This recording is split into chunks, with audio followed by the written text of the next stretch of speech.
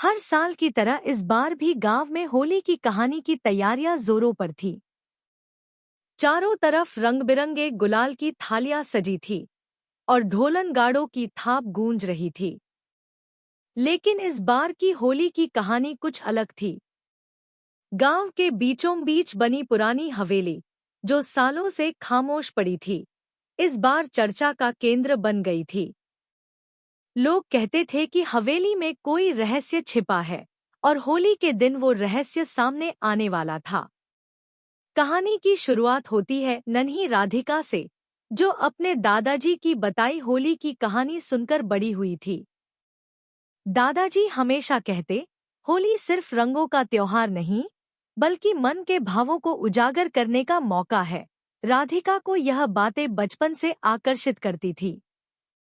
इस बार उसने ठान लिया था कि वो हवेली के रहस्य को सुलझाएगी। होली से एक दिन पहले राधिका अपने दोस्त कृष्णा के साथ हवेली की ओर निकली। कृष्णा, जो गांव का सबसे शरारती लड़का था, हमेशा राधिका के साथ रहता था। दोनों की दोस्ती गांव में मशहूर थी। हवेली के दरवाजे पर पहुंचते ही उन्हें एक पुरानी डायरी मिली, जिसके पन्नों पर लिखा था, यह होली की कहानी दो प्रेमियों की है जो रंगों में खो गए। राधिका और कृष्णा ने डायरी को खोलकर पढ़ना शुरू किया। डायरी में लिखी कहानी 100 साल पुरानी थी। उसमें एक लड़की, माया, और एक लड़के, रंगीलाल, की प्रेम कहानी थी। माया गांव की सबसे खूबसूरत लड़की थी और रंगीलाल एक चित्रकार था, जो अपने रंगों से हर चीज को जीवंत कर देता था।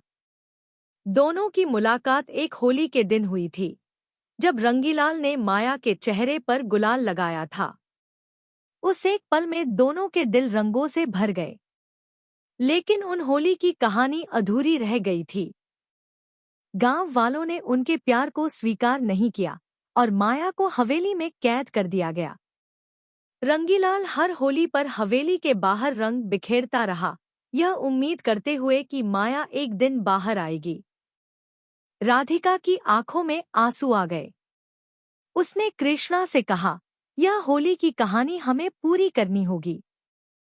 कृष्णा ने हंसते हुए कहा, तो चलो, इस होली में हम माया और रंगीलाल को फिर से मिलाएंगे। दोनों ने तय किया कि वो हवेली में छिपे रहस्य को ढूंढेंगे और उस प्रेम कहानी को एक नया अंत देंगे। होली का दिन आया। गांव में रंगों की बौछार हो रही थी। राधिका और कृष्णा हवेली के अंदर घुसे। वहां उन्हें एक पुराना चित्र मिला, जिसमें माया और रंगीलाल एक दूसरे के सामने खड़े थे, रंगों से सने हुए। चित्र के पीछे लिखा था, हमारी होली की कहानी यहाँ खत्म नहीं होगी। तभी हवेली में हल्की सी हवा चली और एक पुरानी तिजोरी खुल गई। उसमें माया का एक रंग-बिरंगा दुपट्टा और रंगीलाल की बनाई एक छोटी मूर्ति थी।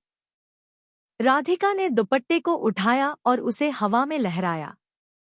ऐसा लगा जैसे हवेली में कोई ऊर्जा जाग उठी हो। उसी रात, जब गांव वाले होलिका दहन के लिए इकट्ठा हुए, राधिका और कृष्णा ने वह दुपट्टा और मूर्ति आग के पास रख दी। आग की लपटों में एक छवि उभरी, माया और रंगीलाल एक दूसरे को गले लगाते हुए। गांव वालों ने इसे चमत्कार माना। उस दिन से हर कोई कहने लगा कि यह होली की कहानी सच्ची थी और रंगों ने दो प्रेमियों को हमेशा के लिए एक कर दिया। अगले दिन गांव में एक नई उमंग थी। सबने महसूस किया कि प्यार और विश्वास की शक्ति ने असंभव को संभव कर दिखाया। राधिका और कृष्णा भी इस जादुई परिवर्तन का हिस्सा बनकर गर्व महसूस कर रहे थे। उन्होंने अपनी इस यात्रा से सीखा कि सच्चे प्यार की कोई सीमा नहीं होती और हर कहानी का अंत वही होता है जो हम उसे देते हैं।